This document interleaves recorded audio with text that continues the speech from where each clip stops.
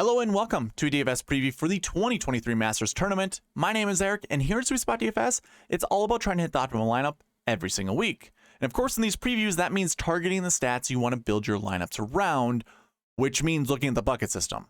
And if you're unfamiliar with the bucket system, I do have a video link in the description below that'll explain all about it. Now, of course, I will summarize the bucket system in this video once we get to that segment, but if you want a more detailed explanation of it, again, check that video link in the description below. It is 18 minutes long. You only really need to watch the first 5 minutes, but it's there for you if you want a more detailed explanation. Now, usually in these previews, I also add in the tournament and golf course information, pass optimal and GPP winning lineups, but I already created those segments in standalone videos. I'll link those in the description as well, but you can also find them on my channel. So if you are interested in those pieces, they're out there for you. They won't be included in this video, but I will summarize what we found out in this video to make it kind of a comprehensive preview. Now, we'll probably go over a bit more detailed bucket system in this preview than we do in most videos. The field is pretty limited, so I think we can get through this we can go golfer by golfer pretty quick. So that's what I plan to do. We'll also review the Valero Texas Open just to give you guys an idea of how well the bucket system does for any given tournament. But we might as well look at the most recent tournament that just finished yesterday, Sunday, and give you a heads up on how well the sweet spot process works. So before we get into any more of this video, we have a giveaway to run, but also giveaway reminders. I'm going to start with the cheat sheet that's available. You can find a link to this cheat sheet in the description of this video.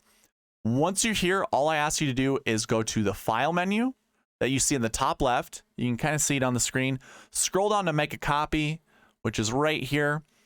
That way it's yours, and you get to modify this however you'd like. Now, this has all the pieces of information that I will be covering, not only in this preview, but in the strategy video tomorrow. I'm going to be going live at 7 p.m. Central Standard Time, again, for the strategy video, where we look at anchor buckets, marquee tee times, and then we build some lineups from there.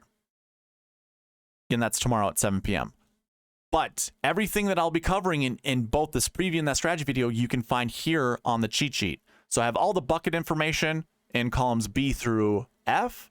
You have the DraftKings name and ID. So if you wanted to import this into DraftKings when you do the upload, it's available to you. I have shot shapes. I talked about this in the golf course and tournament information video because this is a shot making golf course. So you actually have that data that you can use to create your golfers or create your lineups around. I also have my sweet spot ranks, grass stats. I have a plethora of information on here that you probably won't get anywhere else. So this is available to you. Again, check the description of this video. There will be a link to it. Once you're here, I would just suggest making a copy of it. Again, go to the file menu, make a copy, but you don't have to. You can use the filters that I have on here just by read-only status. Now, I will also have an optimizer where you can build lineups following the bucket system, following the sweet spot process. I usually just wait till tee times are announced. And then I update that optimizer to include the marquee tee times because that's a huge part of the sweet spot process. I don't like sending it out without having that information. That will also be available. So those two things are available to you. Really, you don't have to even be subscribed to the channel to get access to the cheat sheet. But if you want access to the optimizer, you got to be subscribed to the channel, comment down below, and email me at sweetspotdfs@gmail.com. Again, that's sweetspotdfs@gmail.com. Reach out to me and say, hey, I'd love to use the optimizer. Again, I will be building lineups using that optimizer in tomorrow's strategy video that I go live at 7 p.m. Central Standard Time. So be on the lookout for that. Those are kind of freebies for you. A lot of these are freebies, but really the giveaways that I have, one is a Prize Picks giveaway, which is really a rebate. If you sign up on Prize Picks, put $20 in your account and use the promo code SweetSpot, I will give you $20 back. Plus, Prize Picks is going to match your deposit up to $100.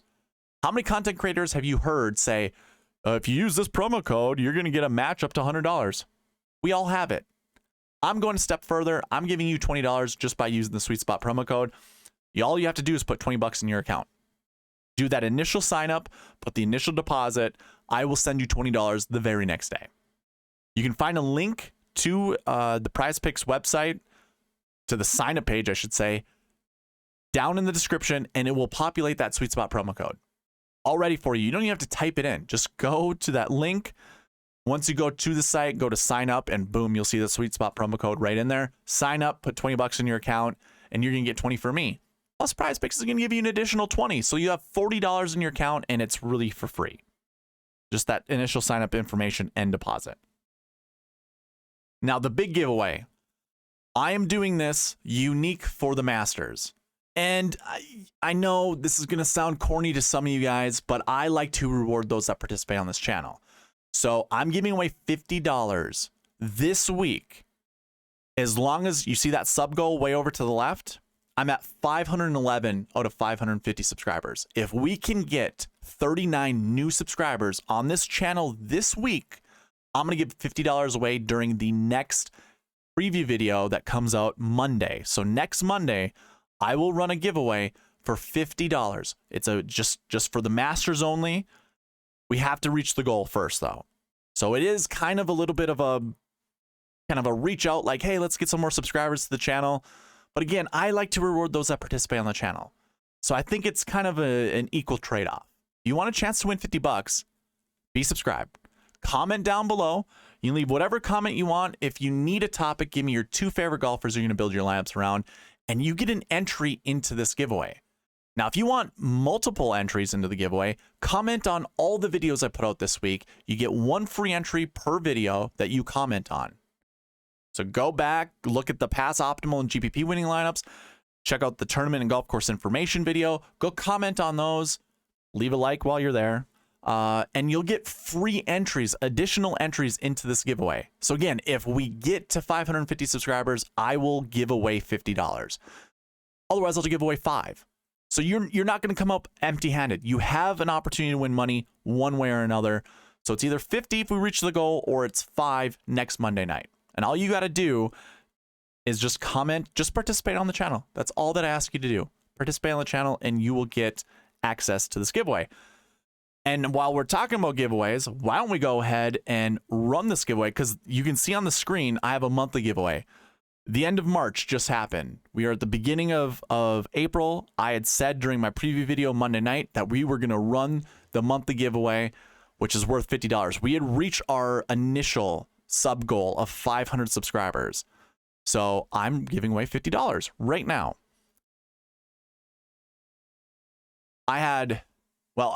Let's actually back it up. No.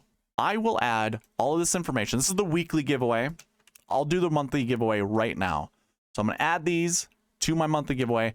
As you can see, we have the Valero Texas Open that's included, the match play review video, all this other good stuff. This is for all of the participants in March's videos. The month of March, all the videos that I posted there, we had 165 unique entries. Once I hit Y, we have our monthly subscriber winner. Or really, it's the giveaway winner. Barry R. Congratulations, Barry. Barry had 27 entries. 27 entries throughout the entire month. As you can see, he's the top commenter. Usually it's him and a couple other people that are really close to the top when they comment on all my stuff. So personally, Barry, I couldn't think of a better person to have win this. I shouldn't even say that. I am so sorry for all the other regulars that come to the channel, but I think this is very deserving, Barry. Thank you for participating. I feel like I now have to give a shout out to Joanne, Shot Like Harden, Jim Lemoyne, Alex McCullough, Dave S. Now I have to read names because I'm forgetting them on the spot. But all of you guys that come in here, Gabe, Ryan Henson, I appreciate all of your guys' participation. So if I left anyone out, I apologize. Ryan McQueen, there we go. I got you. And of course, everyone else that comes in and participates. But 27 entries is pretty darn impressive, Barry. That's almost like every single video that I posted in March. So the entry that you won was the Players Championship, the tournament and golf course information video. So it just shows you that if you comment on any of the videos, you have an opportunity to win. So congratulations, Barry. You won $50. Let's go ahead and run our weekly subscriber giveaway. So we had 45 total entries. And once I hit Y here, we'll have another winner. it's Barry R once again. Just to show you that this isn't rigged. It's all completely random. Okay, Barry R again. There we go. Daryl Mooney. I feel like I have to do this every single time. There we go. Gabe shows up. It's it's not rigged. I swear to God, it's not rigged. Just showing you now, this is the monthly giveaway. It's not rigged, okay? Barry R, congratulations. You won both the weekly and subscriber giveaway. That's exactly what Joanne did last week, or I want to say last month, I feel like. Maybe I'm mistaken, but congratulations, man. I will send you $55 through either PayPal, Venmo, Google Pay. We'll figure it out. But that's how the giveaways are ran. We just got our monthly giveaway. Again, just a reminder, we can hit the sub goal over there, 550 subscribers. When I do this giveaway next Monday night, it can be worth $50 once we hit that sub goal. If not, I'm giving away $5. And, you know, Barry R probably will win it once again. So congratulations, Barry. I think we can go ahead and get into this thing. So usually, again, we talk about path optimals. We talk about tournament and golf course information. Well, we're going to skip past all of that because we already included it. You can also, again, you can check the description of this video to double check or just to go look at those videos. Now, here's the summary of those things. When we're looking at Augusta National Golf Club, obviously hitting a draw is preferred, but it isn't necessary. There are several holes where a fade is beneficial. And I actually have 2 more holes where a draw is a little bit more preferred than a fade. But we also have 20 holes where it really doesn't matter. So since Augusta can be very challenging, very difficult, scoring will probably be challenging regardless. A lot of these guys are going to be playing for par on most holes. It's whenever they get to a hole where their preferred shot shape is, or their preferred shot shape is the preferred shot shape of the golf course where they want to attack. And that's how I look at it. I'm looking at scoring possibilities. When I think of preferred shot shapes, not only on the golf course, but also with the golfers, I'm thinking of scoring possibilities. And again, I provide this in the cheat sheet. You can see in column P, I have all of the golfers' preferred shot shapes. And I feel very strongly this is correct. The information that you see on the screen is correct. It's their preferred shot shape. It's not saying they can't hit both shot shapes. You know, like if on here, Scotty Scheffler, I have hitting a fade. I know he can hit a draw. It's just that his preferred shot shape is a fade. And we've heard him say this before. We've heard the broadcast say it before. And we can see it visually every single time he plays golf. There's a straightaway hole. He's normally hitting a fade. So I like to put preferred shot shapes because under the gun, golfers tend to stick to what they're comfortable doing. And that's going to be the preferred shot shape. So that is available on the cheat sheet. If you didn't already do this during the tournament and golf course information video, take a screenshot of what I have on the screen. I'll leave it right here. And you can read everything that I have written in the description of each of these holes, or I should say in the notes of each of these holes, to make up your own conclusion. What matters to you? Now, moving on to the pass optimal and GPP winning lineups, we went from 2015 all the way to 2022. And guess what?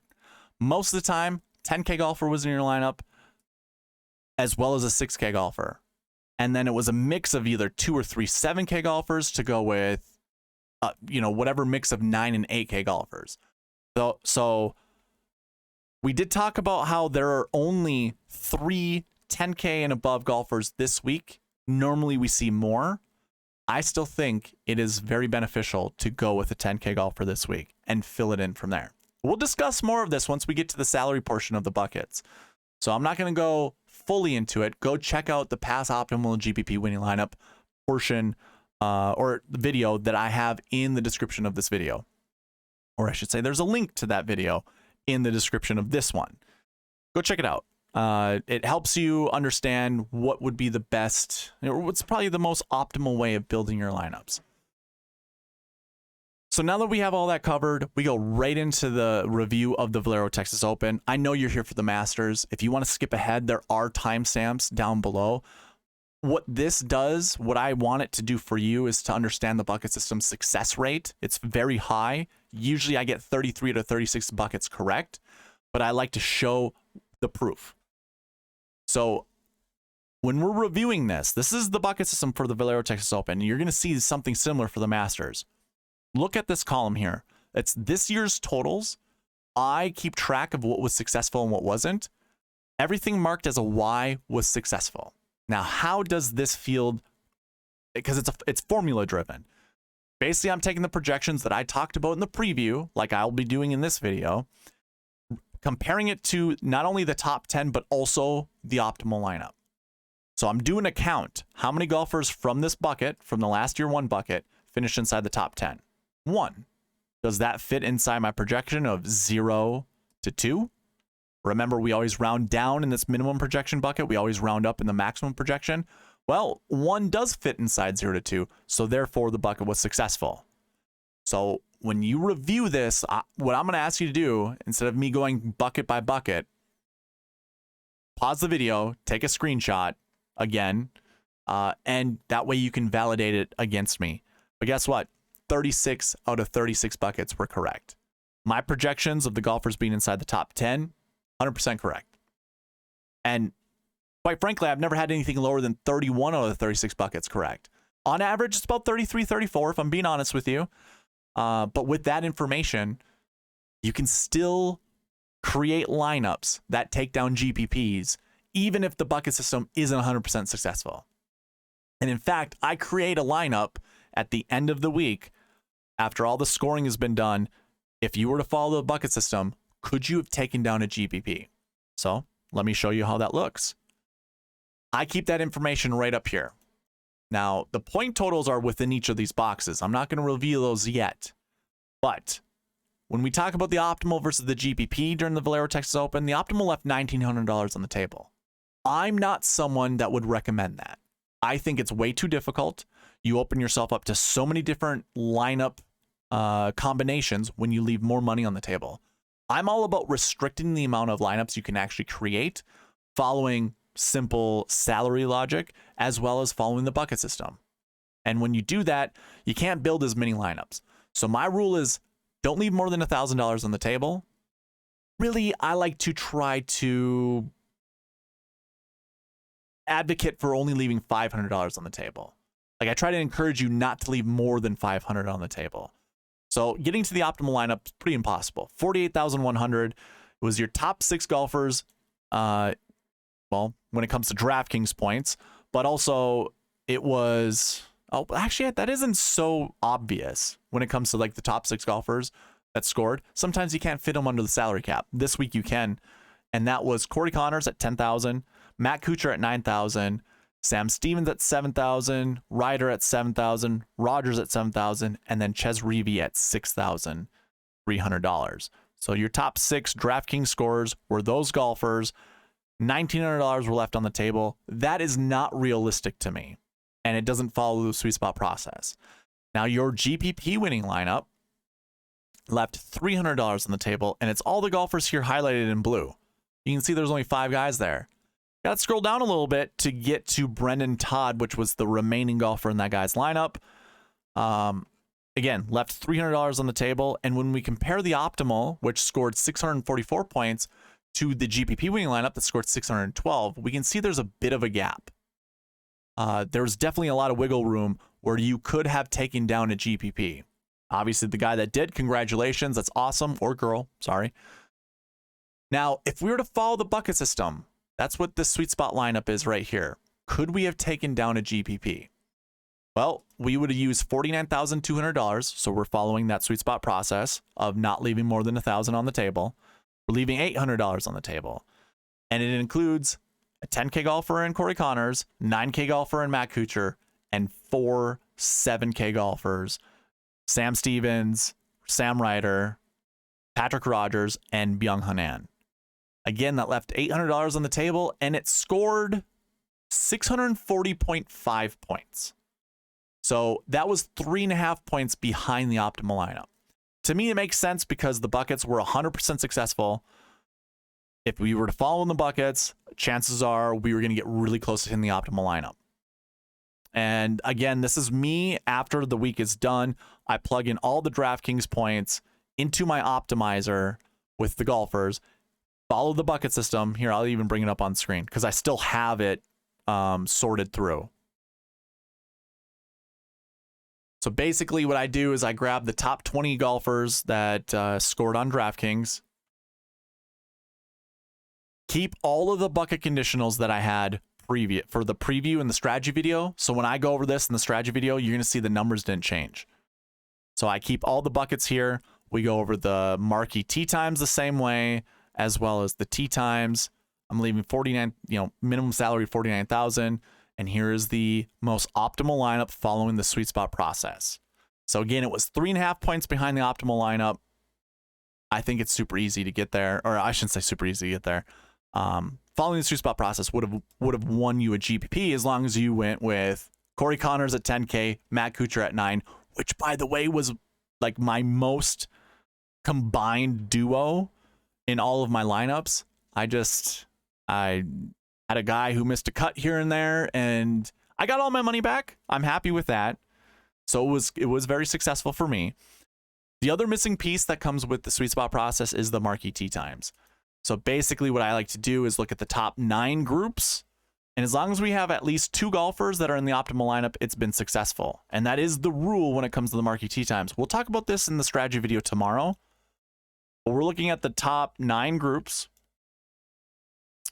And you want to select 2 to 4 groups and only 1 golfer from those in those groups to represent your lineups. So obviously we had Patrick Rogers, who was in the optimal, the sweet spot optimal, and the GPP winning lineup. We also had Corey Connors that was also in the optimal, the GPP winning lineup, and the sweet spot optimal. So those 2 golfers, if you had just anchored around them, you were doing good. And obviously then you could see Matt Kuchar was just below them in the 10th best group. I mean, shoot, we have a lot of our optimal sweet spot optimal guys very close to each other. Again, not all playing together. So Sam Ryder, Kevin Chappell, Pat Kazire, Benny Ann was with Matthias Schwab, and Kevin Tway, which was Barry's guy, by the way, one of his 6K guys. He believes he's a 6K whisperer. Not so much that week. You can see all 6 golfers that were in the sweet spot optimal. Looks like the optimal lineup as well. We're not playing together. That's the whole idea of the marquee tee times. Find 2 to 4 groups, 1 golfer from each of those groups, put them in your lineups, and then go from there. This is also included in the optimizer. Like I have this built as the logic that appears in the optimizer. So it'll already do it for you. So if you're interested in that optimizer, again, I'll go over it during the strategy video tomorrow, Tuesday night, 7 p.m. If you want access to it, contact me there, SweetSpotDFS@gmail.com. Comment down below. Just let me know that you're interested in the optimizer, and I will send it your way. That is the review, though, of the Valero Texas Open. 100% successful when it comes to the sweet spot process, when it comes to the bucket system.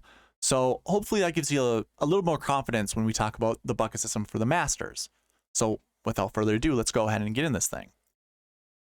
So when it comes to the bucket system, I'll do a little bit of a summary. What is it? It's me taking a look at the top 10 finishers every single year that the Masters tournament has been played, and basically do an account. Looking at 6 stat categories. So this first one is the last year bucket. I'm looking at golfers' the previous year's result, putting them all in a bucket, and I have these by 20-point places. And then basically doing analysis on that. How many golfers from each bucket are being represented inside the top 10? And just to give you a little bit more clearer picture of what that looks like, here you go. Again, I do a count for each of these buckets. Here's your top 10. This is what's being pulled from the bucket system. I'm looking right here, solely right here. Now, when you go to the cheat sheet, again, there's a link for this in the description. I include the bucket system. There are top 5 frequencies. There are top 20 frequencies. There are cut-made frequencies to go along with the top 10 frequencies.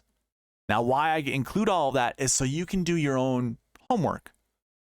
Be comfortable with the players that you're selecting based off of those frequencies. Those are all derived from what you see on the page. Now, I don't show this because it's usually an eyesore for most people, but I'm recording every golfer in these buckets that finish inside the top 10. And then we go by what was their success rate? What was their frequency rate? Of all golfers that were in this bucket, and when I'm looking at last year bucket 1, we're looking at top 20 finishers at the Masters the year before. All those golfers in the very next year's tournament, how many of them finish inside the top 10? And that's where we get a success rate. We also get our frequency rates depending on, is there at least one golfer or more from this bucket inside the top 10 that represents the top 10? Of course. And you can see one of the most important buckets is that last year bucket 1. Now, these are your best golfers in the field, typically guys who play well at the Masters every single year. The lowest number is 2. Then it's 3. That happened twice. Then it's 4. A large majority is 5 or above. So golfers who topped like top 10. And it's really the top 20 that finished top 10 the next year. So if we take a look at 2022, for instance, and I go over and we look at the last year result, and we compare it to the golfers that are inside the top 10. So you can see this on the screen. Scottie Scheffler had a top 20 the year before he won. Cam Smith was up there. He finished 10th the year before. He finished 3rd. And we have 3 golfers here, 18th, 2nd, and 8th place the year before, and Morikawa, Will Zalatoris, and Corey Connors. You had 5 golfers in 2022 that finished inside the top 10 that had a top 20 finish the year before. Now, a lot of this, you also have to use your brain. Can you put an $11,000 golfer together with a $10,000 and a $9,000 golfer? No, you can't. You rarely can build lineups that way. However, when we look at this, Scottie Scheffler was in the optimal lineup, Cam Smith was in the optimal lineup, and Corey Connors was in the optimal lineup. They all finished inside the top 20 the year before. So again, I am looking at this information, and oh, by the way, I'm keeping track of what was in the optimal lineup as well. So you can see 3 golfers that I just noted were in the optimal lineup show up here, which also show up in that bucket system, right? Actually, no, I'm looking at summary information. So you can't see it on this page. So when you're on the cheat sheet, you're not going to see it there. But I do have optimal lineup frequencies as well.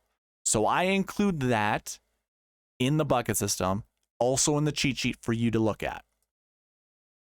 So when I go over this, we are looking, just so you understand how these projections work.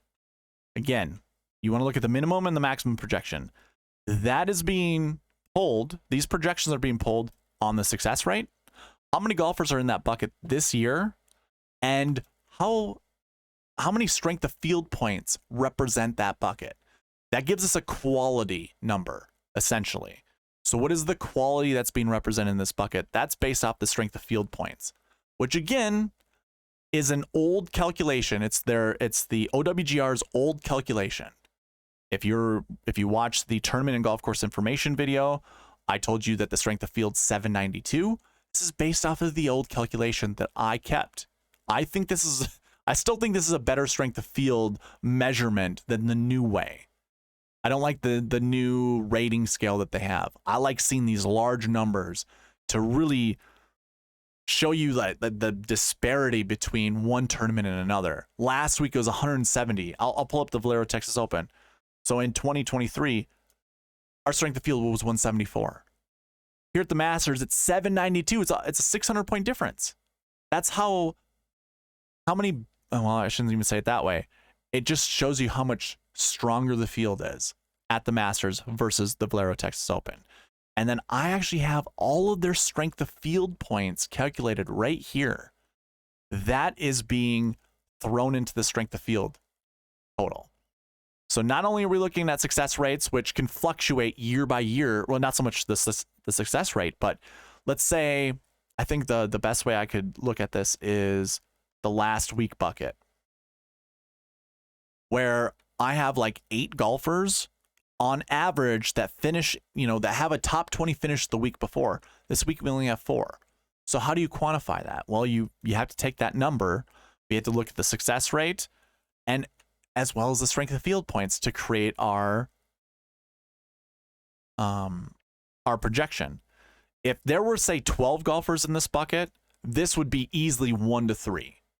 Like the projection would be 1 to 3 because the success rate's really high.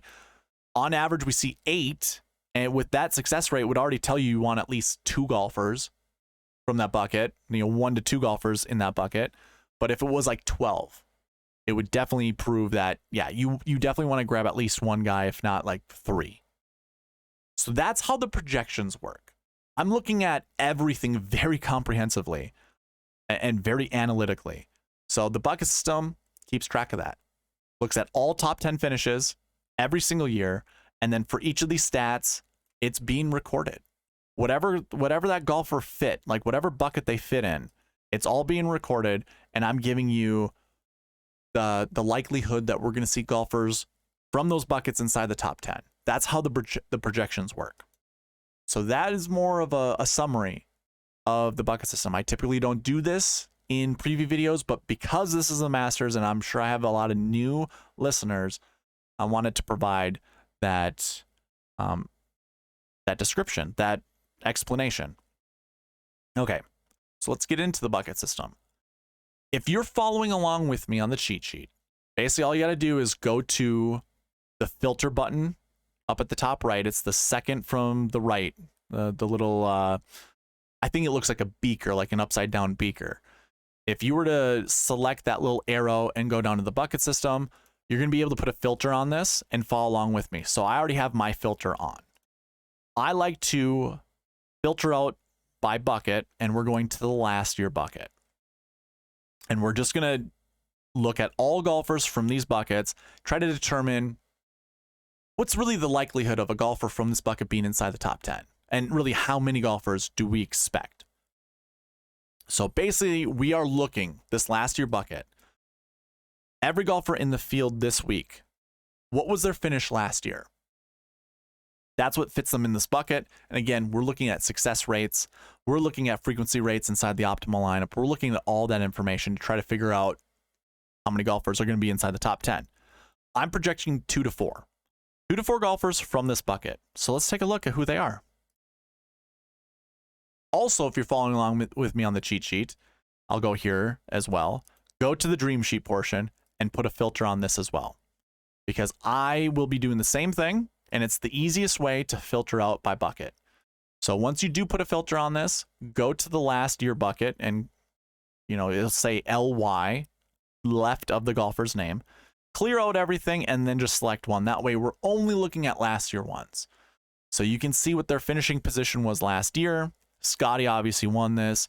Rory was second. Cam Smith, live golfer, by the way, 3rd place. Well, we have exactly 20 golfers in this bucket, which obviously shows up here.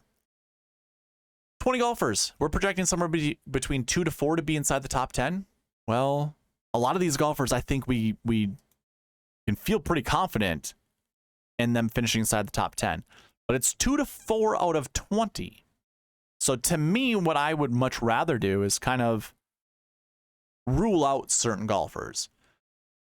To me, I'm going to rule out Charles Schwartzel. He's a live golfer. I don't really care to play him in my lineups. I don't think if it's really going to be 2 to 4, and oh, by the way, sometimes these numbers can be broken, but we're also looking at optimal lineups. And usually we don't see more than 3. So that, and you're going to have to hit the optimal lineup if you're going to take down the Millie Maker. Just throwing that out there. If you don't believe me, take a look at the past optimal and GPP winning lineups. A lot of times the GPP winner is within 3, if not like 6 points of the optimal lineup. You're going to want the optimal. So if we're not seeing more than 3, you got to make some hard decisions right here. Which golfers do you think are going to be in the optimal lineup? And again, I'm ruling out like Charles Schwartzel. I'm ruling out Kevin Na. I'm ruling out Jason Kokrak, Danny Willett, Cam Champ, Taylor Gooch, Minwoo Lee, Shane Lowry, and then I don't know what to do from here. Because I think the rest of the golfers actually have a pretty good shot at being the optimal lineup. But I'm going to rule out these 8 golfers. I can easily do this on my lineups when I create my lineups. I might have FOMO and I'll play some of these guys in just one lineup alone, and that's it. But yes, I think I can easily, throw these guys out. I don't really feel confident in any of the guys that I've highlighted.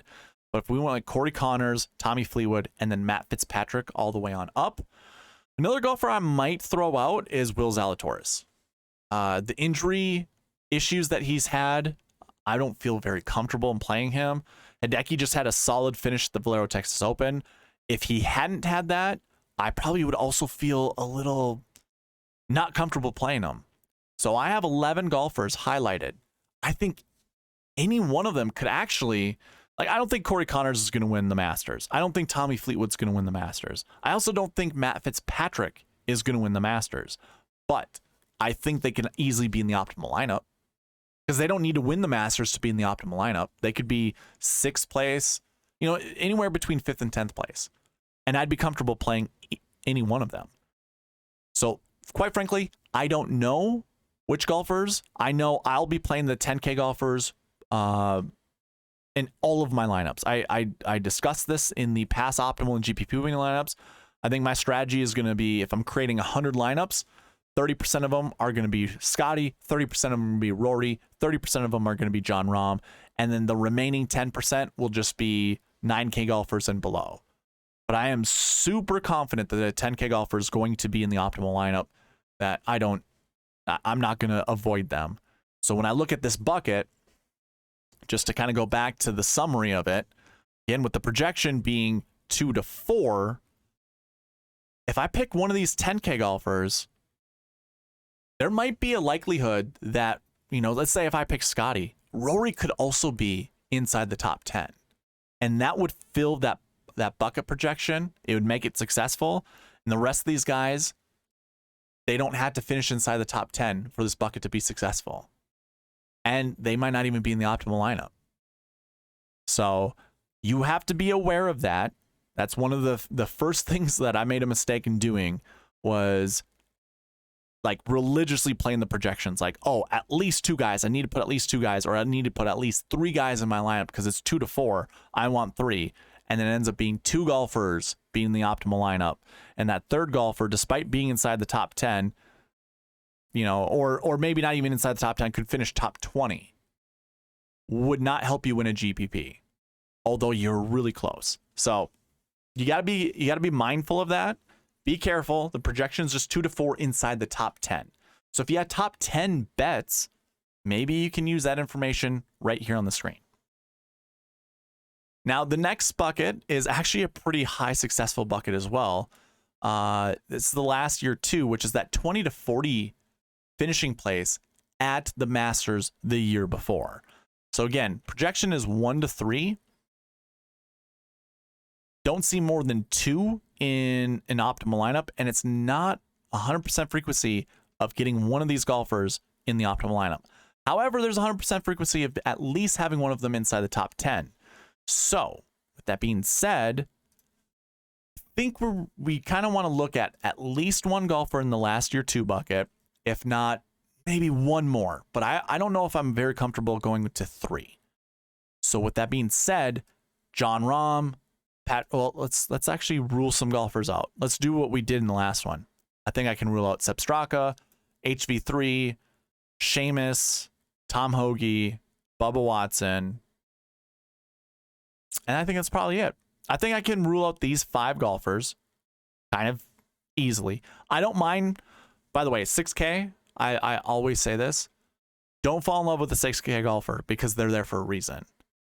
I don't mind playing one of these guys here and there.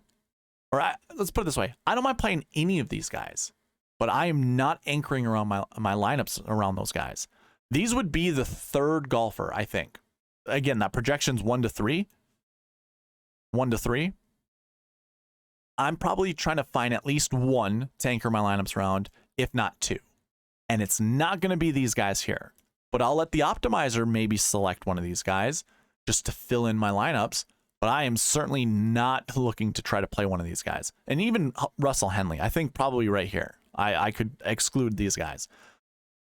So we're kind of looking, I could probably exclude Sergio if I'm being honest. So Patrick Reed and up, there's 7 golfers. You want to pick somewhere between 1 to 2 of these guys, in my firm belief. A lot of people are kind of talking about Tony Finau being a sneaky play. And if I'm not playing Jon Rahm, if I'm not starting Jon Rahm, I have no problem going to Tony Finau. And the rest of these guys, by the way, we have a bunch of live golfers here. We have Sergio, Patrick Reed, Joaquin Niemann. Bubba Watson's one of them down here, HV3. It's really difficult to determine what to do with the live golfers. So I don't mind playing here and there. I think I'm going to be quite brutally honest with you. Last week at the Valero Texas Open, there were a lot of content creators talking about Kazuki Higa being a good play in the 6K range. Like, I wouldn't mind going to him in the 6K range because he has really good Asian Tour stats. There is a big difference between a PGA Tour event and any other event anywhere else. Now, Live Golf had PGA Tour golfers, like, pretty high caliber PGA Tour golfers going over there. So I'm not saying like a Joaquin Niemann is not a high caliber player. However, the fact he hasn't played on the PGA Tour in a while, that gives me a little bit of pause, a little bit of caution in playing these guys, but I'll still play them. So if I rule those guys out, I'm really just looking at Rahm, Cantlay, Finau, Hovland, and Siwoo Kim as being 1 or 1 to 2 golfers that I want to put in my lineup. So if you think this is a Rahm week, there you go. It's perfect. And combine that with the bucket we just looked at, which, had 20 golfers, a lot of them high priced. You could kind of find some of those middle ground golfers to put in your lineups. So we'll see. I'll see what I want to do tomorrow in the strategy video when it comes to creating lineups with these golfers. But it's extremely interesting. Again, not always do we see a golfer from that bucket inside the optimal lineup, but we do inside the top 10. And that is probably good enough to win you a GPP, if we're being quite honest. Again, we have 14 golfers in that bucket this year, where we normally see 14. So that projection is pretty spot on, 1 to 3. We also have another bucket, that 40 to 60 range. It's top 50 in ties for the cut at the Masters. We wouldn't see a lot of golfers in this bucket because of that. However, the golfers that are here, 0 to 1. So you can see it's 0 to 1 is the projection. 50% of the time we see a golfer from this bucket inside the optimal lineup. 70% of the time we see a golfer from this bucket inside the top 10. This doesn't bode well for if you're interested in playing Max Homa and anyone else, or really pairing any of these guys up together. Now, if you've been around the sweet spot process and the bucket system for a while, I always want a 2-point buffer. And if we cannot bring the minimum projection down, then we have to bump up the max projection. So we can't bring the minimum down further than 0. It's at 0. Meaning my max projection will always be 2. If my minimum is always 0, my max will always be 2. So I'm saying you could play up to 2 golfers from this bucket, but realistically, it's going to just be 1. And if it's just 1, do you go Max Homa and skip the rest? Or are there golfers that you like in here, like Tiger Woods, Adam Scott, Tyrrell Hatton, that you want to build your lineups around? That's kind of, this is why I love the bucket system, because now you see Max Homa here, you're like, oh, shoot. Well, I was really looking forward to playing Mackenzie Hughes in all of my lineups, or in some of my lineups, but I don't know if I want to pair him up with Max Homa. And the same could go with Adam Scott. It's like, man, I want Adam $7,500. That's a good price tag for Adam Scott. But I do like Max Homa as well. That's where you make decisions. Personally, I wouldn't play both of them. If you're making 10 lineups, play them together in one lineup, and that's it. And that's the only lineup that you pair the guys up together, like two or more. And I wouldn't even do more than 2. It's 1 or 2. Remember, the projection is 0 to 2. So 0 golfers from this bucket could finish inside the top 10. 0. So it's not a very high confidence bucket. Keep that in mind when considering this. By the way, Max Homa, not super great course history. I thought I was going to play. I mean, he's in my dummy lineup right now. I thought I'd want to play him all the time, like in all of my lineups. I feel like he's the sneaky play this week. I mean, he might not be. A lot of people might just want to play him. He's not in a good bucket. If we're being honest, not in a good bucket. So that is extremely interesting. Looking at, okay, so there's no golfers in the last year 4 bucket. That's perfectly fine. Last year 5, these are missed cuts and withdraws. The projection's 0 to 2. 70% of the time we see a golfer from this bucket inside the top 10. 62% of the time we see at least one in the optimal lineup. So this isn't a for sure bucket to pick a golfer from either. There are 22 golfers in this bucket where we normally see 17. So let's take a look at this 0 to 2. Again, this is last year bucket 5. Jordan Spieth, Xander Schauffele, Cam Young, Sam Burns, Justin Rose, all very interesting names.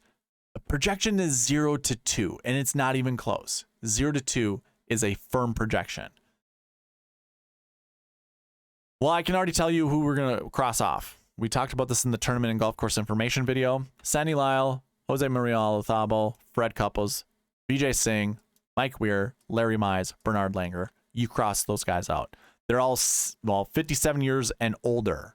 We don't play these guys. Don't do it. They're not going to be in the optimal lineup. There's no point in playing them if they're not going to be in the optimal lineup. So don't play them. They are not going to be in the optimal lineup. Repeat, they're not going to be in the optimal lineup. Don't play them. They're not going to... There's going to be like someone who's going to galaxy brain themselves and be like, I think Freddie Couples has a pretty good chance this year. Or, hey, you know what? Jose Maria Olazabal shot a 71 last year in the first round. You know, what's to say he can't do that for 4 rounds? It's just like, dude, we're not going to see that. These older guys really have no shot, no chance. Bernard Langer made a run not too long ago, but literally, don't do it. Don't put them in your lineups. Just don't do it. Don't do it, please. Once we cross those guys off, we have 15 other golfers that we can consider crossing off. Personally, Zach Johnson, he's going to get the boot right away. I'm really considering giving the boot to Woodland. He is in my dummy lineup, but I just don't care for it right now. I don't think he's someone you want to play.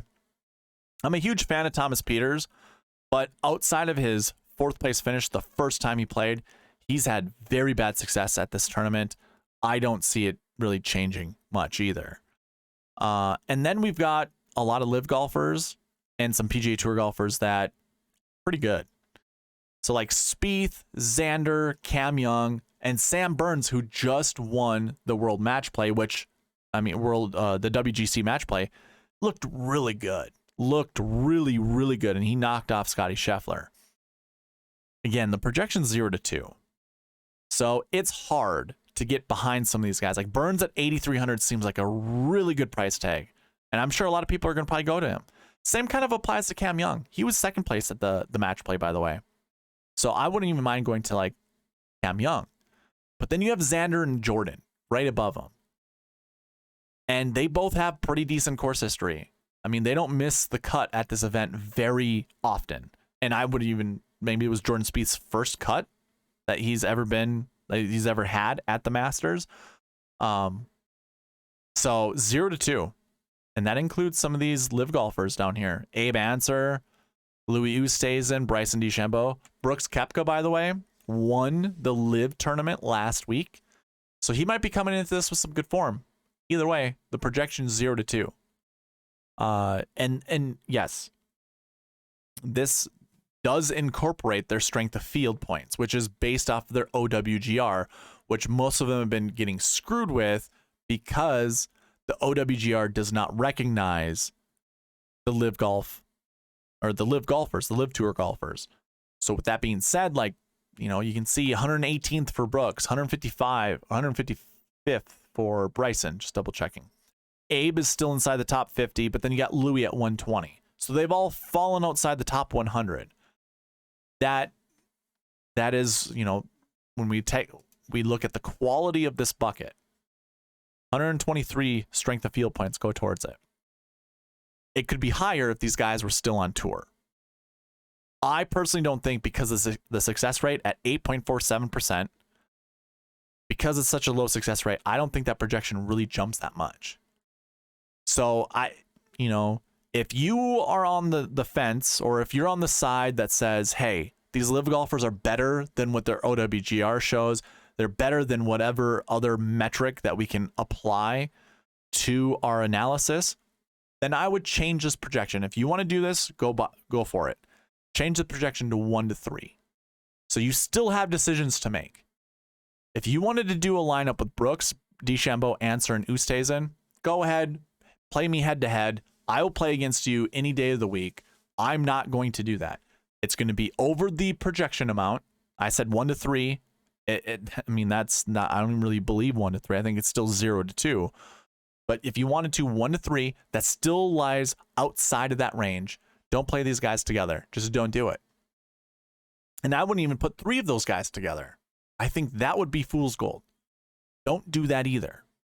Again, the projection's 0-2, 1-3 if you think the live golfers in this bucket are better than what, the OWGR considers them. That's it. Don't play more than that. The buckets are usually 100% correct. Well, they're over 95% correct. So just have faith. Have faith. Moving on to the next bucket. Last year's sixes that did not play. So golfers who did not play the Masters last year. This includes veteran golfers who have played the Masters before. This also includes amateur golfers who've never played this tournament before. The projection is 0-2. And we typically see one golfer in this bucket inside the optimal lineup every single year. But we don't see it every single year inside the top 10, which is really interesting. You can have that happen. So when we take a look at the last year's sixes, 0-2 is your projection. It includes Jason Day, Tom Kim, who is at a very friendly price tag of $7,700, Sahith Theegala, Keegan Bradley, Taylor Moore, Mito Pereira, Kurt Kitayama. A lot of decent golfers, by the way. Some of these guys down here, I even said this in the tournament and golf course information video. These are amateurs. You can probably disregard them. I know there is some buzz with some of these guys, like Gordon Sargent, who I guess hits the piss out of the golf ball. That's fine. I personally don't care. I think one time over the last 10 years, we've seen an amateur golfer inside the top 10. I can't remember his name, but he was the fireman who was tall and lanky. Can't remember his name. But he was in the optimal lineup. So is there a purpose to play these guys? Same goes with Harrison Crow. I believe he's the guy who hit that fun golf shot at St. Andrews. Don't play these guys just because of fun. Like, of course, if you're watching this and you're playing the Dime Time or the Quarter Arcade or whatever, play them there. But if you're investing in the Millie Maker, please don't put these guys in the Millie Maker. That'd be foolish. That'd be negligent. I wouldn't do that. Same kind of applies with Sam Bennett. We were just talking about Kazuki Higa not too long ago. I think you just cross these guys out, and that's fine. I probably cross out Adrian Moronk. Gosh. Like I said, some of these guys have course history, so that's something to look at. Jason Day up here has pretty decent course history. Keegan Bradley has decent course history. So too does Keith Mitchell and Alex Noren. Bad course history with Ryan Fox. Bad course history with JT Poston. Harris English has okay course history. Scott Stallings also has... Oh, I'm sorry, this is Phil. Phil has good course history, and then Scott Stallings is okay. Everyone else does not have course history at Augusta. So you have to make your decision with that. I do have this as a bucket. How about this? Let's just take a look at that bucket right now. Course history sixes. That projection is 0-1. 62% of the time we see golfers from this bucket in the optimal lineup. 70% we see golfers inside the top 10, which is very interesting. That's a pretty high rate. So I guess if you are feeling confident, probably play a a skilled golfer that does not have course history. I guess to me, like Tom Kim and Seth Theegala, those guys kind of ring the bell pretty loudly. Ryan Fox has 0 course history. So if I said his name, my apologies. It was Harris English and JT Poston. I wouldn't even mind someone like Kurt Kitayama. I think this is a good fit for Kurt Kitayama. Interesting. Svensson doesn't have any course history, nor does Adrian Meronk, but I probably could ignore both of those guys pretty easily. Gosh, Mito might be a good play here. The live tour golfer. Kind of also looking at Bentgrass stats, trying to figure out what to do with some of this. I mean, Tom Kim just seems like the slam dunk. If you're looking for a golfer who didn't play last year, who has 0 course history, he seems like the slam dunk. Outside of that, I think like Jason Day is a pretty good choice at this event. The Masters, he's been playing pretty decently as of recently, so I like him. I think a dark horse would be Kurt Kitayama. So don't mind like Chris Kirk or even Keith Mitchell, who have decent finishes here. Maybe just one. Anyways, 0 to 2. So do with that as you will.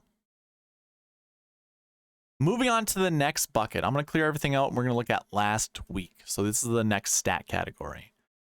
Golfers who played last week and finished inside the top 20. We normally see 8, but this year we have 4.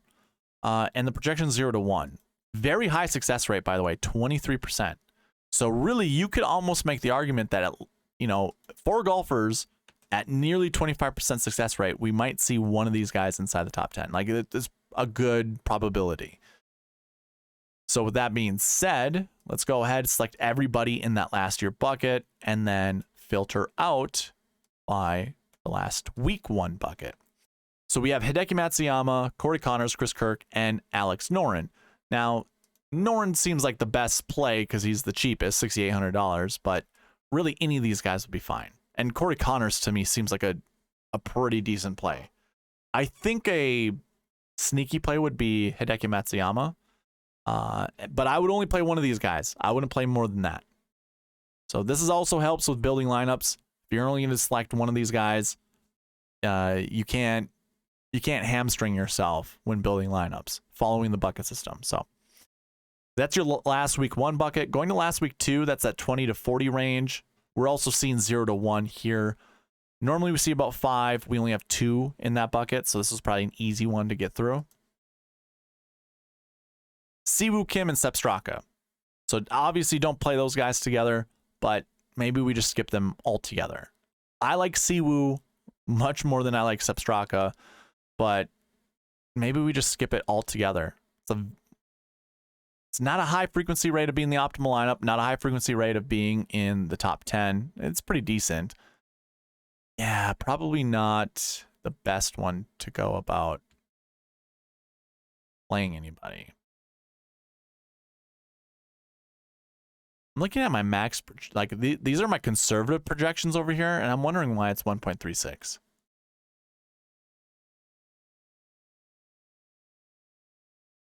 Hey, that's wild, in my opinion.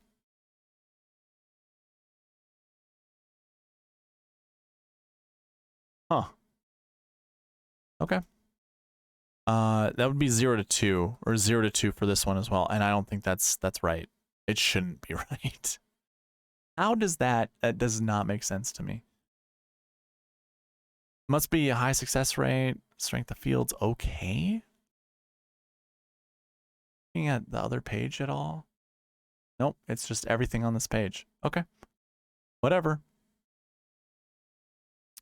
Moving on.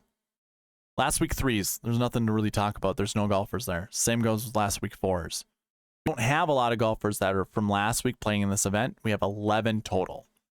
But those that missed the cut, my projection is still 0 to 1. And again, there's always a 2-point buffer. So technically 0 to 2 is the projection. But with 5 golfers in this bucket, I could, and seeing the names, I can easily cross most of these guys out.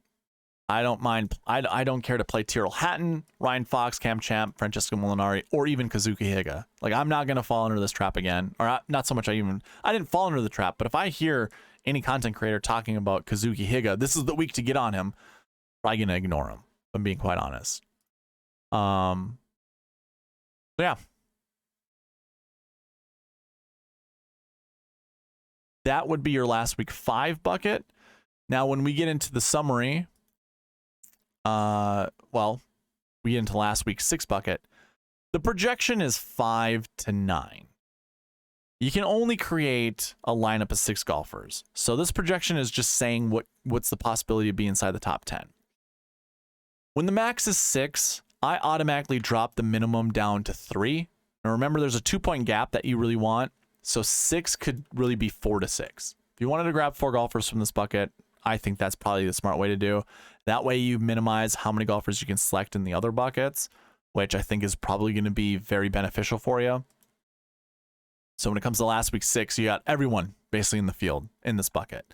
You have your 10K golfers, most of your 9K golfers, most of your 8K golfers, most of your 7K golfers in this bucket. I'm not going to talk about all of these. This is a no-brainer. It's a volume-driven bucket.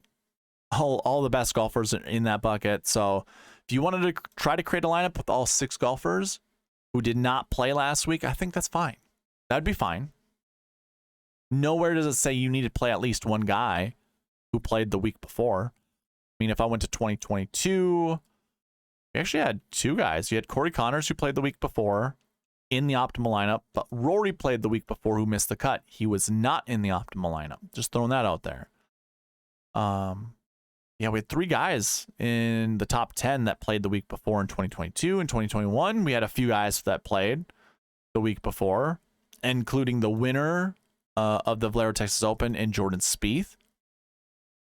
In 2020, we had a bunch of guys who played the week before as well. Now, what I want to say right away is a lot of this is volume driven. Remember, when we look at the bucket system, we're looking at this column here. How many golfers are in that bucket this year? And then we compare how many there are each year. Normally, there's 8 golfers who top 20 the week before. We only have 4. Normally, there's about 5 golfers who are in that 20 to 40 range. There's only 2. Normally, we see about 11 golfers in the missed cut bucket. There are only 5. And then you can see the other 2 buckets have 0 golfers represented this year. So despite what I just showed you, every single year having, golfers who were inside the top 10 that played the week before, it's not a for sure bet because there are more golfers in those buckets than there are this year. So keep that in mind. Keep all of that in mind. I think we just move on. I don't think there's anything to really discuss with the last week 6s. I think that's kind of difficult to try to determine, which golfers are going to be since there are 77 golfers in that bucket this year. So yeah, let's move on. We're going to go right into the course history buckets, which we kind of touched up on when we were going over one of the last week buckets, trying to figure out not playing last year bucket, last year 6, not playing the year before, and also having no course history. So never playing the tournament ever. What was the likelihood of one guy being inside the top 10? Wasn't super high, but if you wanted to go that route, you certainly can. So when it comes to the course history buckets, the first thing I see is 1 to 3, 2 to 4, 1 to 3, basically 0 to 1, 0 to 1, 0 to 1. So having no course history, not super great. Or having bad course history, not super great. Most of your golfers inside the top 10 fall in these 3 buckets, the top 3 buckets. You can see the minimums inside the top 10 are over 1.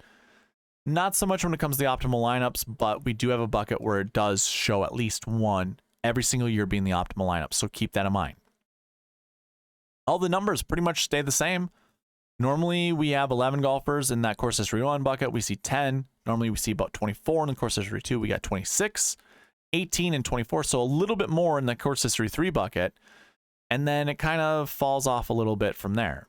So your top 3 buckets are really the buckets you want to focus on. So the first one we look at 1 to 3 course history 1 golfers. So if you're following along with me on the cheat sheet, make sure that you go in here, select everyone from the last week bucket. And then we filter out by the course history 1.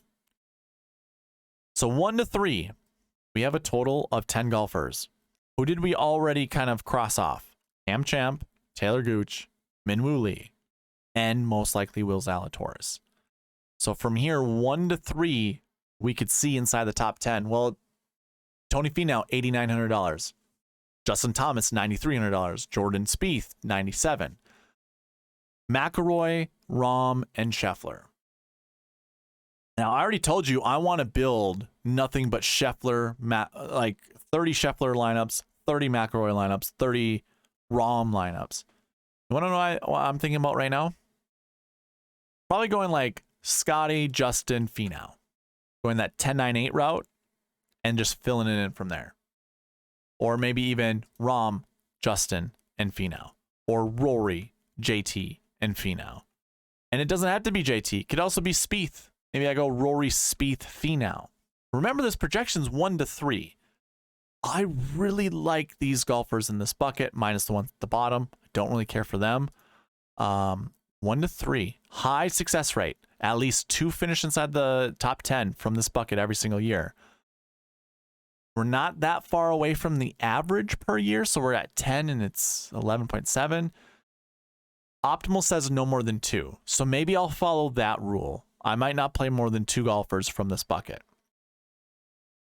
We'll see. I mean, I kind of was already sneaky, kind of liking Justin Thomas this week. I don't mind going Finau. I also don't mind going Spieth. So maybe I will start a lot of my lineups this way, going Scheffler, Spieth, Scheffler, Thomas, and so on and so forth. So that's really interesting. I like that. That helps narrow down the player pool a little bit. Going on to the next bucket, course history 2s. The projection is 2 to 4. I do like to look at this column over here. Oh, I'm sorry, I opened it all up. I like looking at this column over here, the max projection, just to see what the conservative number is. This conservative max projection is 3.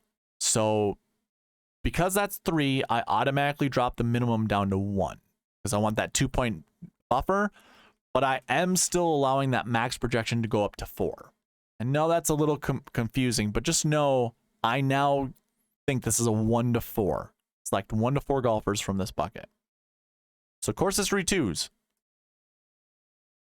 A few more golfers. So 1 to 4 is pretty good. I've already mentioned that I'll probably cross out most of these guys at the bottom. Most of those guys at the bottom. And try to find somewhere between 1 to 4 golfers from here. In the 8K range, I kind of like DJ. I'm not going to lie. I also really like Jason Day, which I'm sure a lot of other people are. And I don't mind these 9K golfers, including Cam Smith, who's another live golfer. So it's really interesting. This is a really interesting bucket to select from. Minimum's 1, max is 4. I'm going to let the optimizer kind of help me with this one because I just don't know. Like I like Sung Jae a lot this week. I also like Rose. And I'm not going to be afraid of playing Fleetwood or Connors. But 1 to 4 is the projection. I could see it closer to 4 than to 1. So if you want to find 2 or 3 golfers to anchor your lineups around here, I think that's probably the best way to go. Moving on to the next bucket, course history 3s. Projections 1 to 3. Stays the same when I look at the other max projection over here. So if you're, again, following along with me, just go ahead and select course history 3 golfers. And we have Cantlay, that's 9K and above, and then everyone's 7K and below. So I think that's super interesting. 1 to 3 is the projection. 1 to 3. If it's not Cantlay, I think you just found all your glue when it comes to how to build your lineups. Which golfers to select. Which is really interesting. Look at how many live golfers there are. Neiman, DeChambeau, Answer, Garcia, Peters, Kokrak, Schwartzel. Am I missing anyone? No. Super interesting. Oh, man. I know it's going to be really difficult for me to get to DeChambeau. I think he's just been playing like garbage within this last year. I've already kind of written off Danny Willett. I don't mind writing off Francesco Molinari. A lot of the guys at the bottom. So when it really comes down to it, I might have to play a live golfer from here. Because I'm not really confident playing like Brian Harmon, Harris English, Billy Horschel, Keith Mitchell, Chris Kirk, Keegan Bradley. Not extremely confident playing any of those guys. So, I mean, Cantlay might be the 9K guy I want to play from this group. I think on my optimizer, because this is 1 to 3, I might just change it to 0 to 3. So I don't want to force the optimizer to select one of those guys. I don't think that's right. I might even change it to 1 to 2. We'll see. I don't know. The rest of the buckets that we're going to talk about in the course history stat, 0 to 2 for all these projections. And really probably erring on 0 to 1. So course history 4s, Max Homa. Another bad bucket that Homa's in. At least we can cross off all of these golfers, and it's really just the 3 right here. Max Homa, Alex Noren, and Gary Woodland. 0 to 2 is the projection, but you really probably just want 1 at most. Doesn't make me like Max Homa all that much. That's like the 3rd bucket Homa's been in that is showing out to not be super great. Of course, there are mold breakers. He could easily break the mold, but it's not looking good. Course history 5s, there are only 4 golfers in that bucket. So although I say there's a projection of 0 to 2, probably just stick to 1, which is extremely interesting.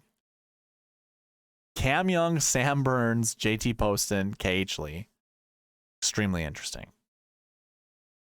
I really like Burns this week. Hard not to play him. But if I'm playing Burns, I'm probably not playing Cam Young or any of the other guys up here. I don't know what to do.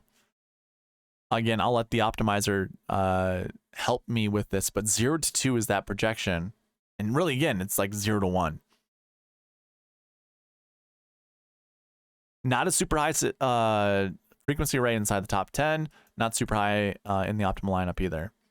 And 2 is really the max. So, man, Homa, not so much Homa. Well, Homa from the last bucket, but Young, Burns, and JT Post and KH Lee, they all have their work cut out ahead of them. Course history 6s. These are golfers who have never played the Masters before, ever.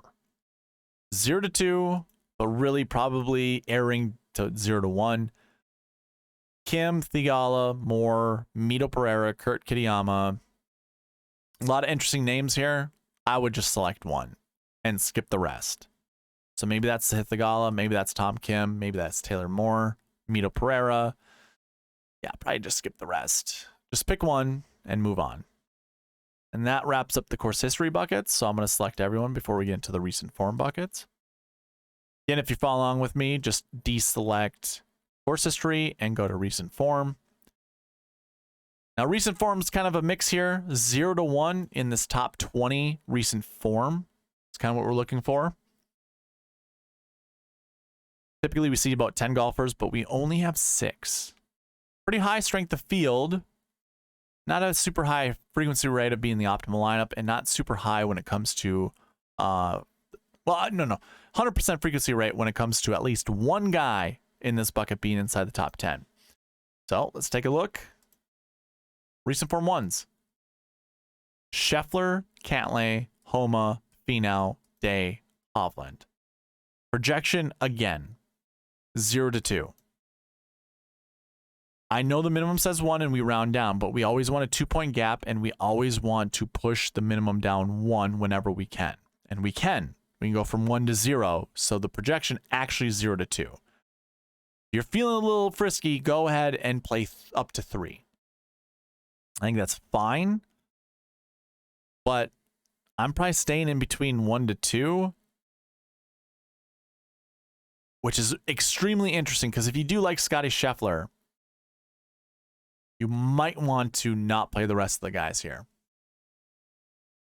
I bet you a lot of you are already thinking of going Cantlay Homa Finau or Homa Finau Day, or even adding Victor to your Finau Homa lineups or something of the like. Here's where the bucket system comes in and helps you. Probably don't do that. Probably not a good choice. Remember, the projection 0 to 2. Technically, it's 1 to 2. So just grabbing one of these guys, I think is fine. And I just feel like it's not Max Homa. I don't think it's a Max Homa week. B now seems pretty plausible. I obviously like Scotty. Let's put it this way. If I'm starting Scotty, I'm only playing one of these guys and moving on. I might not even play one of them if I do go Scotty.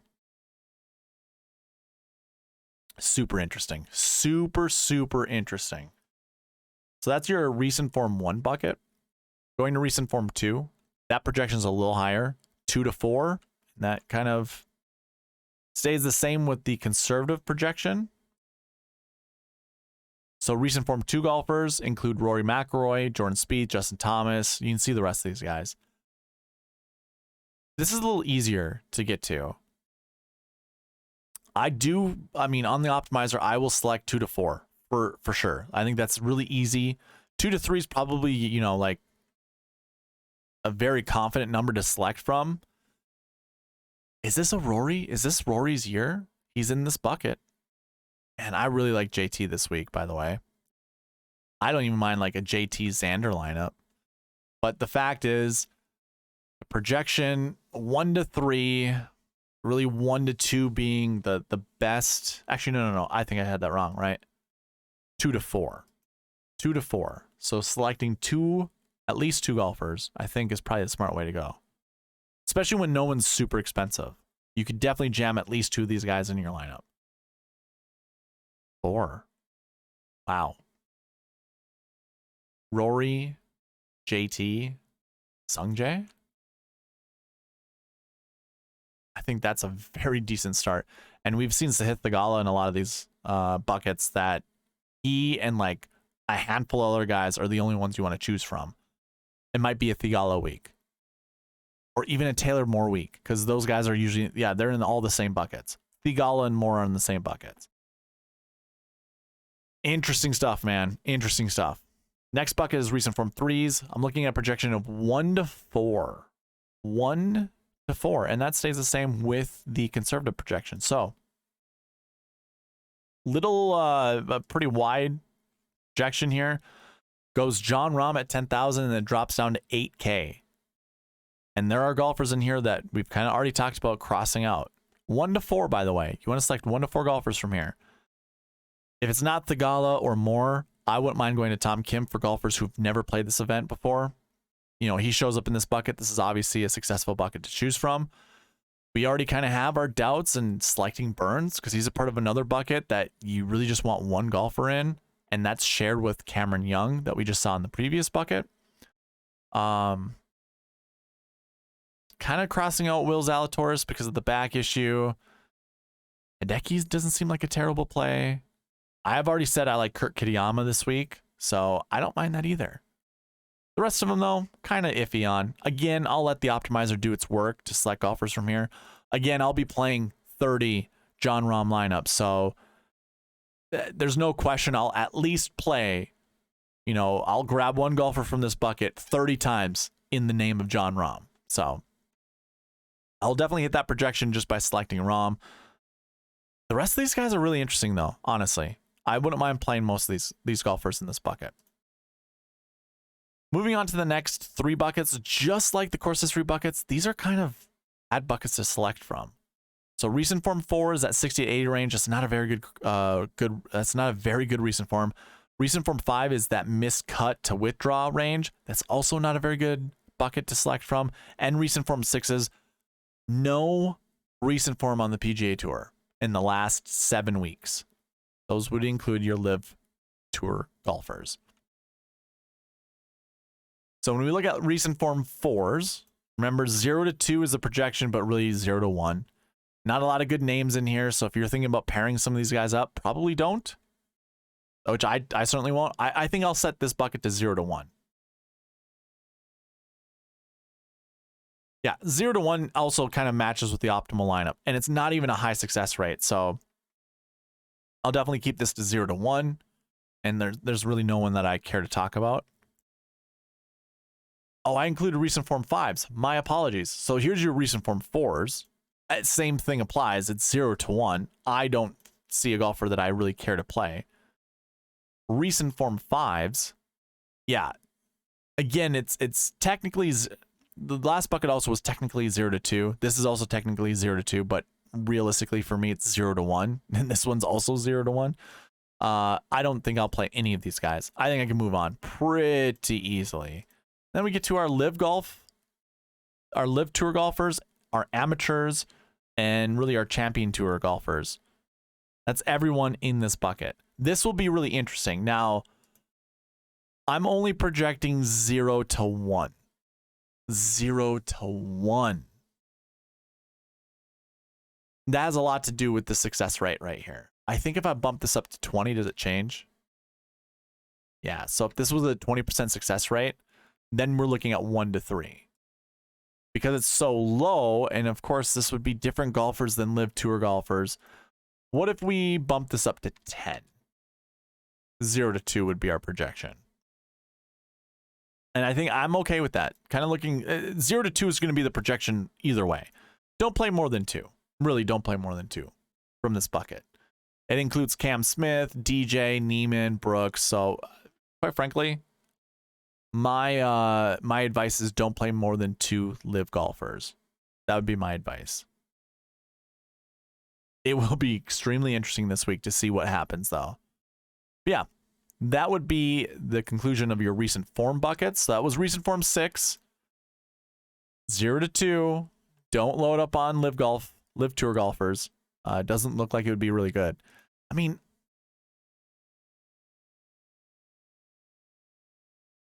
I guess if it's over 12%, which it easily could be, still this projection's 0 to 2. Huh. I'm trying to get like a good grasp of what would this projection be if live golf had been playing for like the last 10 years. Because there's going to be some golfers that are in this bucket that obviously like Cam Smith, Dustin Johnson can propel this bucket up to. So let's see here. We think every year 2 out of, well, there's 30 golfers. Say 3 out of 30, so that'd be 10%. I think that's fine. 10%. It's 0 to 2. Okay. Glad to talk that one through. Now that we got through those 4 buckets, the next one to go to is salaries. We don't have to look at golfers for this bucket.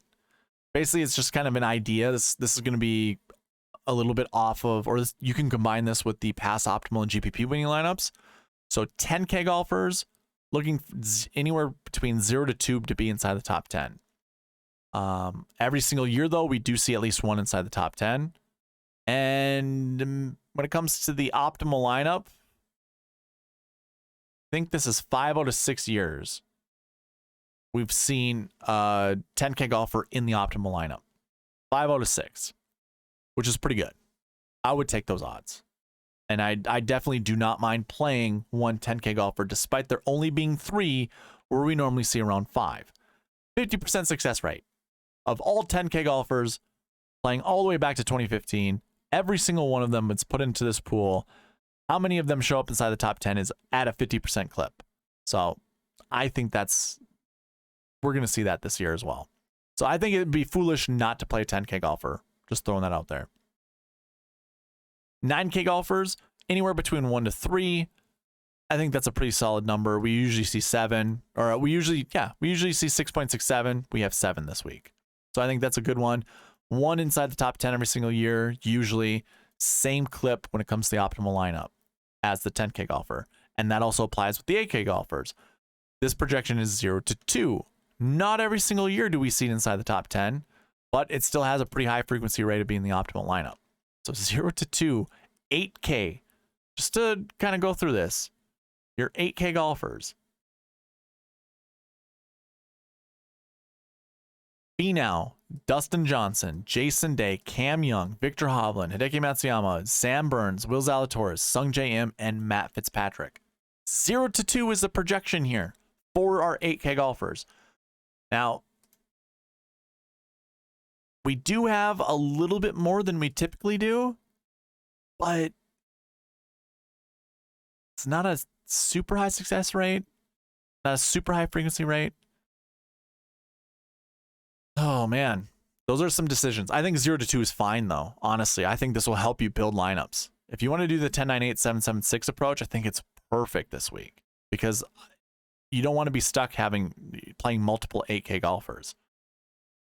Going to the 7K range, 1 to 3 is the projection here, which I think is really interesting because we usually see a 7K golfer in the optimal lineup every single year. You obviously you can see that here. It is 100% of the time we see at least one in the optimal lineup. The projection's 1 to 3, and we don't always see. I mean, we always see at least one from this bucket inside the top 10. But I would assume we'd see more than just one. One is usually I would anticipate seeing like 2 in this minimum number or even 3, where it's like we usually see at least 2 in the 7K range every single year inside the top 10, or at least 3, but we don't. It's at least 1, and our projection's 1 to 3, so that's super interesting. And then your 6K range, the frequency rates aren't super high. Now, I will say this, when it comes to the upper 6K range, so 6.5 and above, 83% frequency rate of being inside the top 10. That's pretty good. 66% of the time in the optimal lineup. That's not terrible, but it's only 1. We've only seen a max of 1 upper 6K and a max of 1 lower 6K. And I mean, we have pretty similar numbers that we typically do every single year, but it's not a high projection. So be careful, be mindful of that. Don't get stuck, or just don't get cute with it. I think going the 10-9-8, 7-7-6 approach is pretty decent, or even go 10-9-8, 7-6-6. I think that would be fine too. So that wraps up your salary buckets. The last one to talk about are strokes gained buckets. I do this differently than what most people do. Quite frankly, a lot of content creators do not know how to analyze strokes gained stats, and they're not going to provide you a detailed analysis of strokes gained over, for the golfers that are in the field over the last 7 weeks, last 24 rounds, last year. They don't have enough time to do that for you. So listening to them, in my opinion, can be a little, I don't know. I don't like listening to them because I don't find answers when it comes to that kind of stuff. Now, with my strokes gain approach, really it's off the tee is the most important strokes gain stat. And I will argue that until I'm blue in the face. Off the tee quite literally starts the strokes gain process. So if you have an erratic golfer off the tee, he has a higher probability of gaining more strokes on approach than someone who is extremely accurate and hits the ball super far. If you had golfer A and golfer B, and they hit each of their approach shot to 8 feet away from the green, if you don't include off the tee or approach, you would be like, that's pretty good. That's a good birdie opportunity. But if golfer A hits his tee shot 100 yards further than golfer B will have, it's going to me, I'm going to over exaggerate. They're going to have astronomical larger numbers when it comes to strokes gained approach than the other guy. They both had the same birdie opportunity. So in my opinion, I don't really so much care for approach stats. If you're not looking at off the tee stats, you're doing yourself a disservice. Now, I'm going to create a video on this sometime shortly. So I go by off the tee. Strokes gained 1. All stats are positive. Off the tee, approach, around the green, and putting. All 4 of those stats are positive. That is what goes into strokes gained 1. Strokes gained bucket 2, positive off the tee, positive putting, and a negative stat somewhere in between, whether that's around the green or approach. That's what fits in strokes gained 2. Strokes gained 3 is quite literally no putt, team no putt.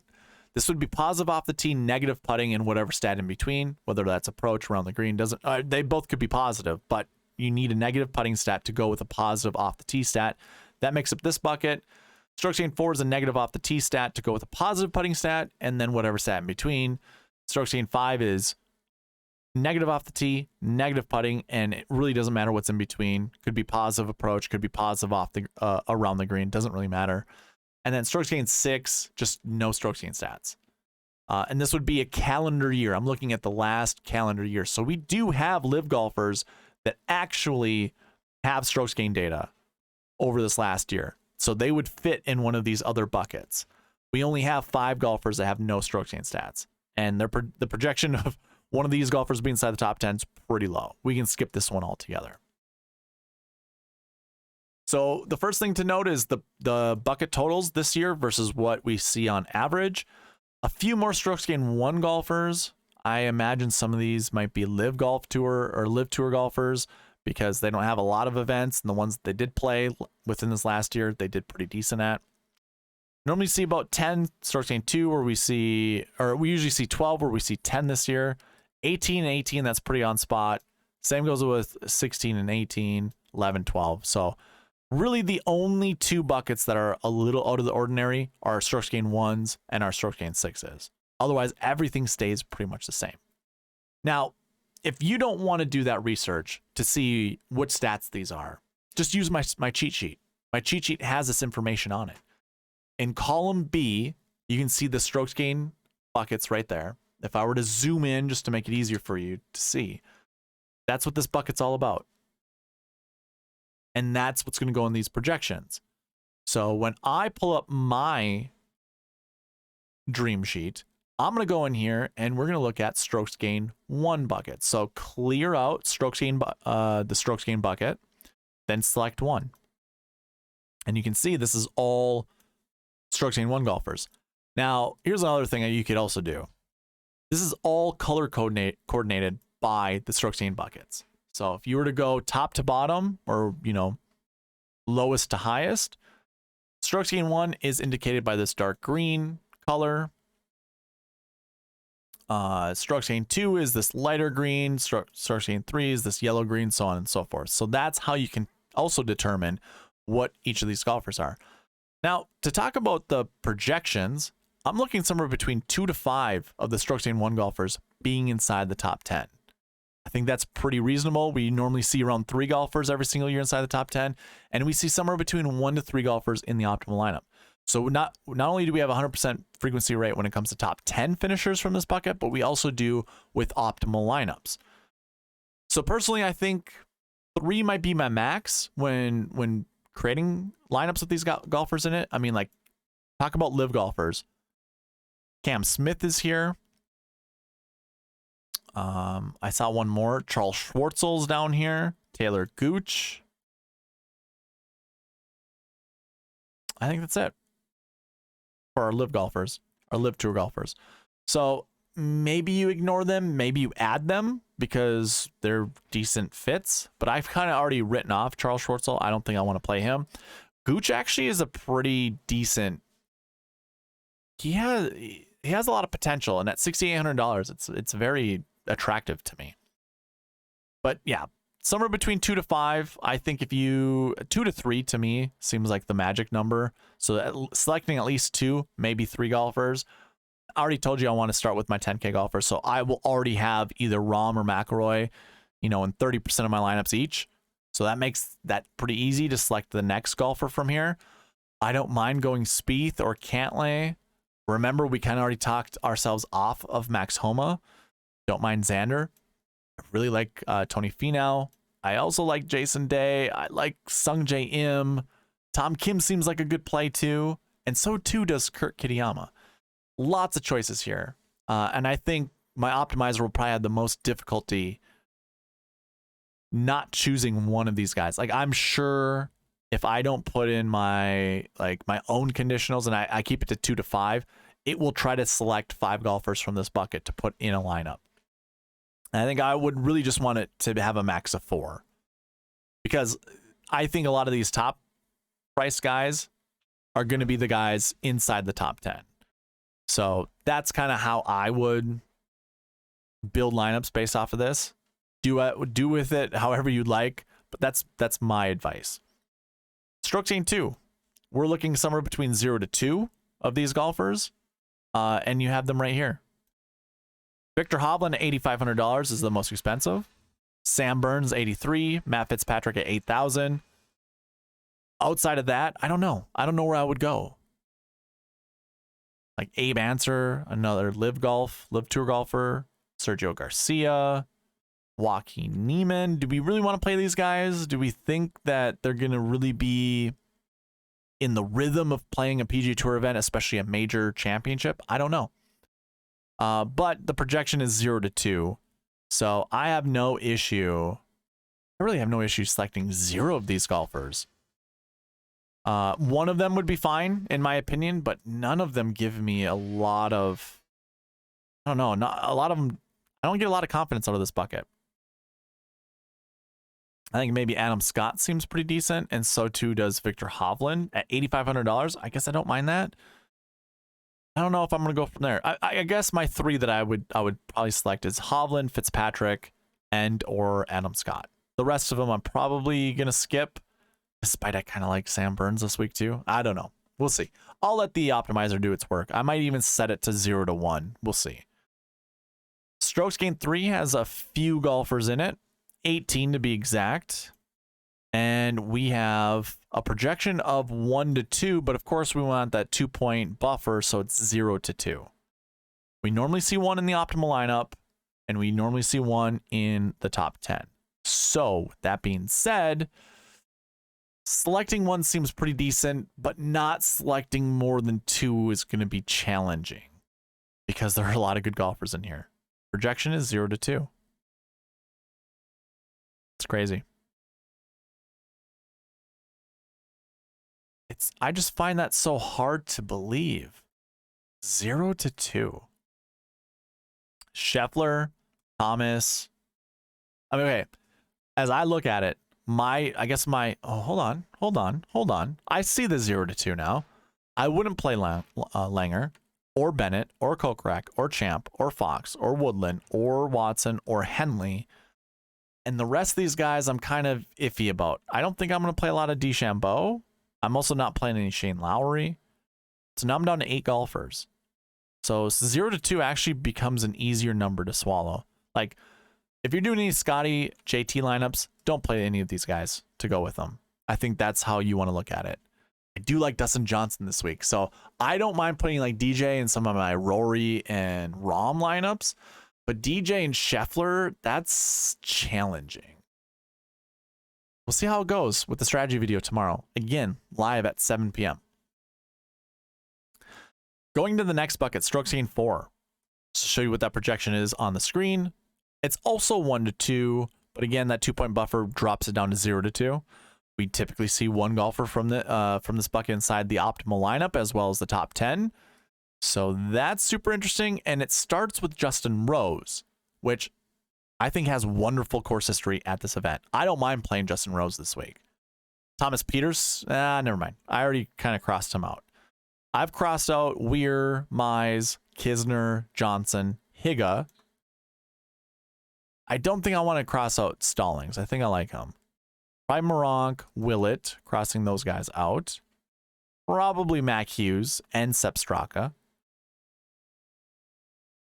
I did cross off Peters, Hoagie, and I think I did also Seamus. I'm also going to cross off Horschel. So it doesn't really leave me with anyone outside of Rose, Patrick Reed, Harris English, and Scott Stallings. I just don't care to play any of the other guys. Again, this is a bucket that we're projecting 0-2. So definitely don't play more than 2 of these guys. I think that would be fool's gold, and I think you're going to hurt yourself more doing it that way. The next bucket is going to be really interesting because I already saw some of the names. Strokes Gained 5. Koepka, Woods, Oosthuizen, Molinari, HV3. I mean, the technical projection is 0-1. We don't see more than 2 from this bucket in the optimal lineup, and we really don't see more than 1 inside the top 10. Not a high success rate, not a high frequency rate. I'm cool with ignoring this bucket altogether. Hot take. I don't care that Brooks won the tournament last week. I also don't care that Tiger's in this. I mean, I do care that Tiger's in the field, but for my DFS lineups, I don't care. And Oosthuizen, who I would just normally just throw in and make sure I'm playing him, I'm cool with not playing him either. I'm gonna limit this bucket to 0-1 and leave it there. Despite what my rules are, 0-2, I just don't see it. And then that other bucket, Strokes Gained 6, these are all your amateur golfers. Harrison Crow, Matthew McLean, Ben Carr, Mateo Fernandez de Oliveira, and Gordon Sargent. I've heard some of these names. I've heard how good they are. I've heard how far they hit the ball. I don't care. 0 to 1 is the projection. I'm most likely playing 0 of those golfers. So we got through all 6 stat categories. We got through all 36 buckets.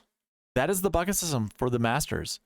Now, I am going to be going over a strategy video tomorrow where we're going to go into the anchor buckets, which is buckets you want to select at least one golfer in. That's really easy to select from. And then we're going to build lineups from there. Of course, we'll include the marquee tee times. That also helps. Yeah, building lineups tomorrow. So be prepared. If you want to join with 7 p.m. Central Standard Time, that's 8 p.m. Eastern, come in, join. I will go over the strategy portion of it in the first like 40 minutes, and then we're going to build lineups for the rest of the night. So depending on how much participation I have will determine how long that I'm on stream. So with that being said, I'm going to end this video going over some giveaway reminders.